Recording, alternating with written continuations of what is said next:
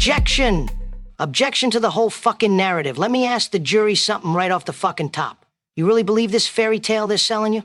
That Tyler Robinson, this Lee Harvey Oswald knockoff, this Patsy 2.0, acted alone? That this kid, out of nowhere, pulled off the cleanest, quietest, most professionally executed political hit of the century with no help, no plan, no one else involved, and the FBI conveniently solved the whole thing before Charlie Kirk's body hit the fucking floor? Get the fuck out of here. I've seen more convincing stories in a comic book. That's not an investigation. That's a press release written in advance. You're telling me a kid with a broken-down rifle in a backpack who has to change his clothes 3 times and assemble the weapon on a rooftop pulled this off? This is the kind of story you tell a jury when you think they're a bunch of morons.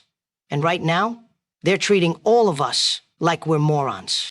And the cover-up? It starts at the very top of the food chain. You got Tulsi Gabbard, the director of national intelligence, the boss of the whole damn intelligence community, sending in her top guy, Joe Kent, to the head of the National Counterterrorism Center to do his job and look into foreign involvement. And what happens the second he starts poking around? Cash, cover my ass, Patel, the head of the FBI, blows a gasket. Suddenly, he's screaming, "You're overstepping. You're treading on the FBI." Treading on the FBI? Motherfucker, the FBI works under Tulsi. She's your boss's boss. What the fuck are you so afraid of, Cash? Oh, that's right. You're afraid she might actually find out who really ordered the hit. So what does he do? He runs to the White House, has a big tense meeting, buries the investigation, locks the files, and then gets in front of a camera and feeds us a line of bullshit about leaving no stone unturned. Yeah? Except the ones you paved over the fucking crime scene with 24 hours after the murder. Those stones are gonna stay turned, aren't they? And let me be absolutely fucking clear. I'm pissed. I'm beyond pissed. Not just at the FBI. Not just at this deep state soap opera that never ends. But at Trump. Yeah, I said it. Trump. Where the fuck is he? Where's the guy who stood on stage and said he was gonna drain the swamp? From where I'm sitting, it looks like the swamp drained right into his administration, and now he's protecting the main pipe leak with Cash fucking Patel. Now let's talk about Cash for a second. That motherfucker is a two-faced, backroom dealing, deep state snake in the grass. He talks a big game about transparency and accountability, but the second someone gets close to the real truth, he shuts it down. He ain't protecting America. He's protecting somebody's foreign investment. Somebody with a whole lot of influence. Somebody whose name starts with I and ends with Srael. And our president, the guy we put back in office to fight these people, is letting him do it? It's a fucking disgrace. Now let's look at the evidence with our own 2 eyes. Let's talk about Mikey McCoy, Charlie Kirk's chief of staff, his right-hand man. Soon as that shot rings out, this fucking guy doesn't duck. He doesn't flinch. He doesn't even turn to look at his friend, his boss, who's just been shot in the neck. He calmly turns around, puts a phone to his ear, and just walks away. Like he was waiting for it, like it was on the fucking schedule. 3:00 p.m., Charlie gets shot. 3:01 p.m., Mikey makes a phone call. Before Charlie even fell off his chair, before his body even hit the ground, Mikey was already 10 steps into his exit plan. No panic, no shout, no, "Oh my God, is he okay?" And he never comes back. But hey, his pastor dad gets on TV and says his son was a hero, that he was covered in blood and helped Charlie into the SUV. You lying sack of shit. We have the video.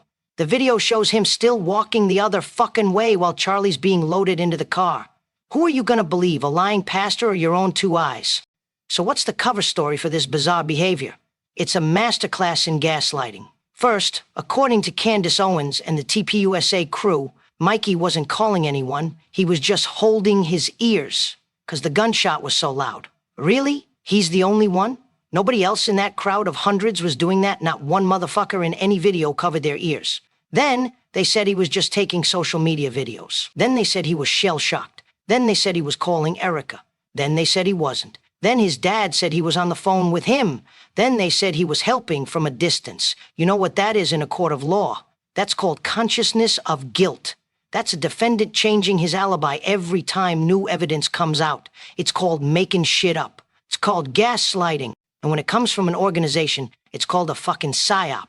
They're trying to confuse you, to make you doubt what you saw with your own eyes. And the minute the questions start coming in, TPUSA goes full toilet paper USA mode. They go into full-blown cover-up.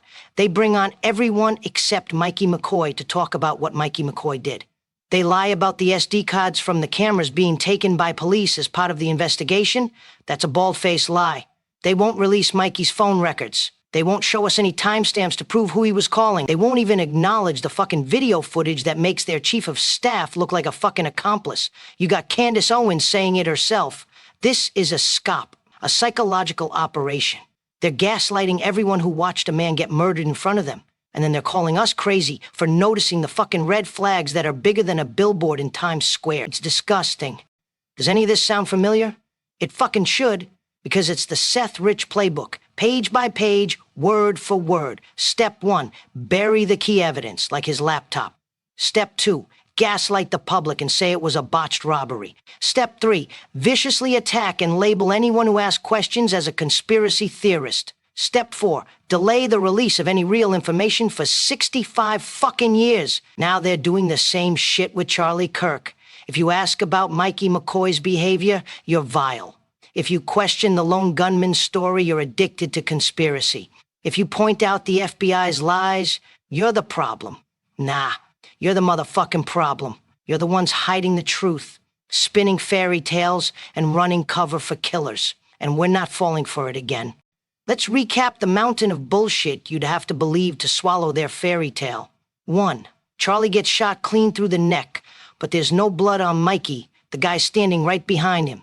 2. The shooter, a supposed amateur, escapes a secure location, then magically reappears and turns himself in because his dad recognized him on TV. 3. There's no weapon recovered at the scene. 4. The photos of the suspect are AI enhanced, which is a fancy way of saying they're bullshit. 5. Mikey walks away with a phone to his ear for a full minute, but it was all just social media updates or covering his ears. Motherfucker, this ain't a Marvel movie. This isn't a Tom Clancy novel. You can't make up this many plot holes, this many contradictions, and expect people to just sit down and eat it with a spoon. The whole case is a sieve, and here's the real reason they're all trying so hard to bury this story and shut down the questions. Because if you admit what really happened, if you follow the evidence where it leads, you gotta turn on Trump.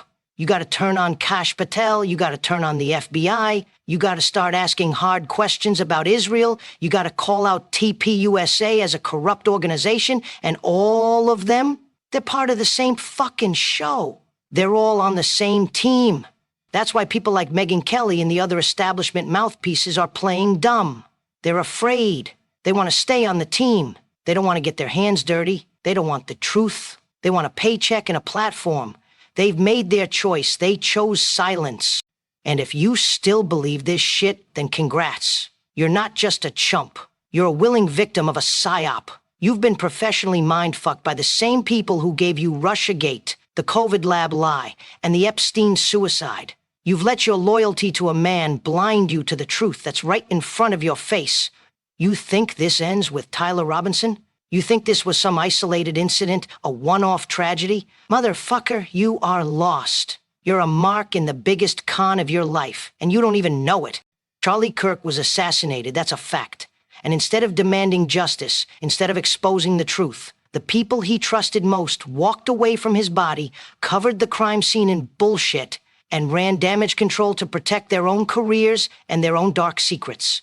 This ain't just a cover-up. This is a fucking betrayal by the very people who claim to be on our side, and I don't care who it implicates. Trump, the FBI, Israel, TPUSA, his own damn wife. If you helped bury the truth, you're gonna wear this. This ain't over, not by a long shot. The truth has a way of coming out, and I'm just getting fucking started. This is Vinny Gambini, and this is Chris Dallas Celebrity Recreations, YouTube's most dangerous truth show. Case closed. Vinny, out.